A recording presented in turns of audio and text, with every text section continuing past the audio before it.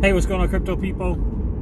It is your boy, the Crypto Siege. Well, it's another day in the life and the crazy life of the cryptocurrency. What's good, guys? Happy Sunday. I hope you guys have been having a great day so far. I wanted to hop on here and just talk briefly about a couple of things. Number one, the SBI VC trade.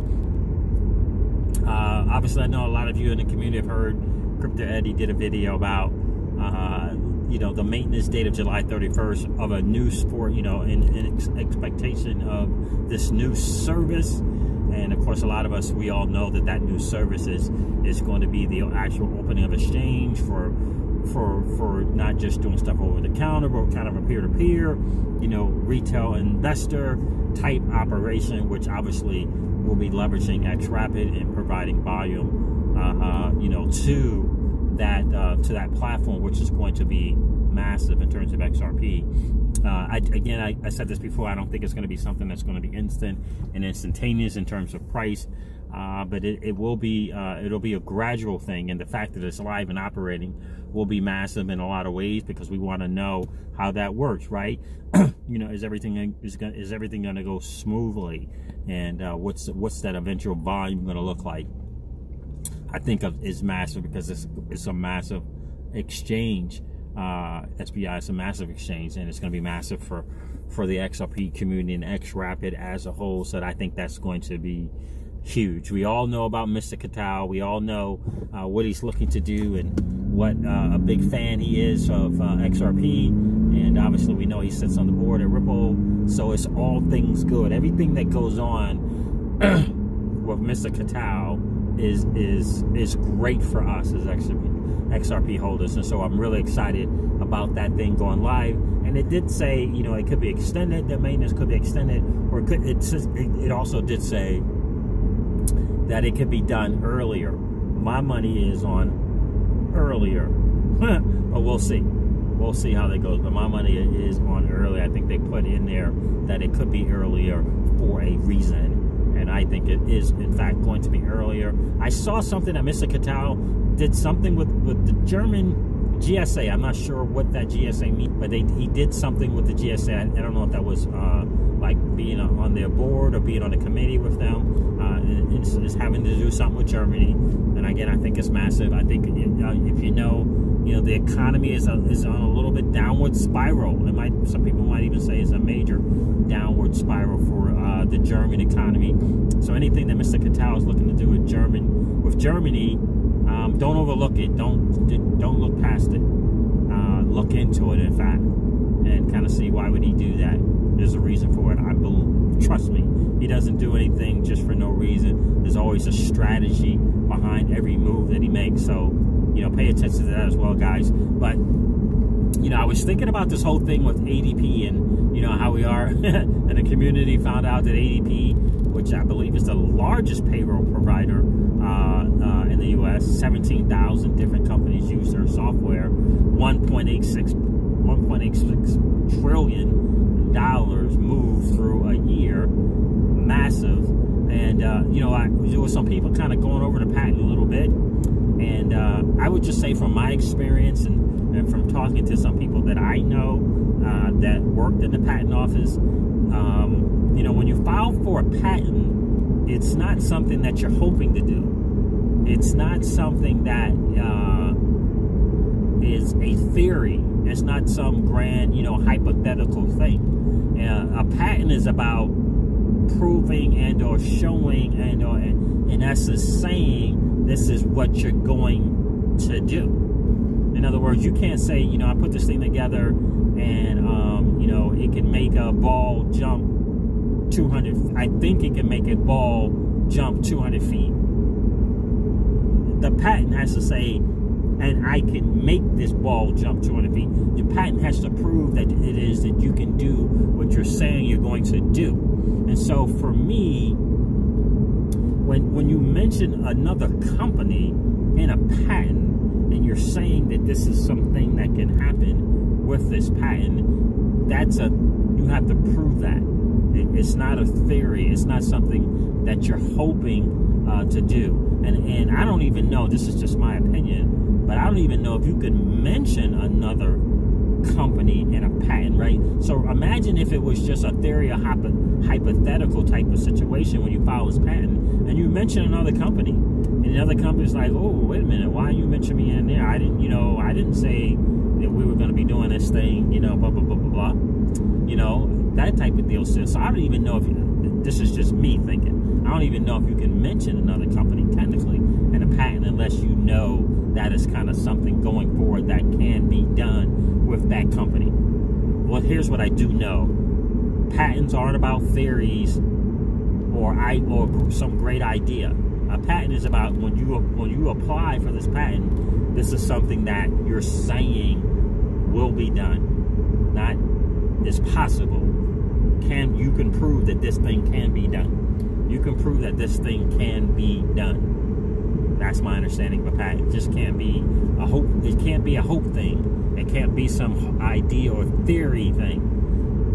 So just food for thought there. But I was thinking about the whole thing with ADP, and I was thinking, I remember months ago, maybe even a year ago, someone talked about the idea of why can't we? It was the Modern Investor. I was listening to the Modern Investor. He said, why are we waiting 2 weeks to get paid?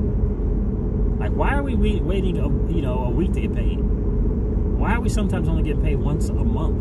Why is that? Why can't we get paid, every hour? Or why can't we get paid every day? If we clock in at 9 and we clock out at 5, why can't we get paid at 5? We put the work in. Did you guys catch the little subtle thing from the U.S. Senator when and I don't know if it was Maxine Wallace, I think it was the other lady, in fact it was the other lady, who was like, people are struggling, people need to get their money now, and that was very, very subtle, but she was talking about everyday employees, they need to be able to get their money now. They're trying to provide for their family. And I was thinking about something, and I thought it was pretty funny. How many people what do you think the employment rate would be like if people knew when they went to work on Monday and they clocked in at 9 and clocked out at 5 that they got paid? What do you think the employment rate would be like? I can't tell you how many times I've seen and I heard about people like, 3 weeks before I get paid, I don't want to go do no job there. It's, it's 1 week of training and then it's 2 weeks and it's actually 3 weeks before I actually get a paycheck. So they don't even do it. What would you think? What would the attendance, if you will, how would that increase when when you go in and you put in those 8 hours or those 10 hours or those 12 hours, at the end of the day, it'll show on your account. It's going to show on your checking account. I don't know, but I suspect that it would be good, especially for the young community, right? A lot of people, the reason why they take these waitresses job is because they have cash right then and there. You got a lot of smart, educated people with major backgrounds. They're working as waiters and waitresses because of the money that they can get their hands on that day. What if that was the case for every employee? And here's the thing. What if there were different banks and or people that were contracted with this ADP people that could now say, if you will, with this checking account here at this bank, you get paid every day. You get paid every day. I think it would be a massive selling point for, if I got a checking account bank where I can get my checking account, I can get paid that day, and the other bank says I can't get paid for 2 weeks, because my employer has it set up with this bank, and this bank only got a 2-week deal, right? It's the payment system that's screwed up for why we can't get paid. It's the payment system. And I don't even know if that necessarily falls with the bank, but I know it's the payment system is so screwed up that we got to wait 2 weeks Some people only get it once a month. Got to wait a whole week before you get paid. I think that would be massive. And so just the fact that this company, ADP, mentions Ripple in a patent, I think it's bigger than what people are kind of looking at it and just kind of thinking, oh, it's nice that they mentioned Ripple. I think it's bigger. It's a greater idea. I think that people know this. The patent, I think, was originally published in 2018, maybe filed in 2017, something along those lines. But in either case, so for me, here's what I'm saying. Ultimately, I don't think it's just something like you don't just go, you don't go just to the patent office just because, right? Just because. And I think that ADP wants to be the first one to provide that to their clients. And I think it's something that's kind of going forward for sure. And again, it's just my opinion. Who knows when it'll happen, but I don't think they just mentioned Ripple and they just filed the patent just because, you know, they had some free time on their hands and decided to run down to the patent office.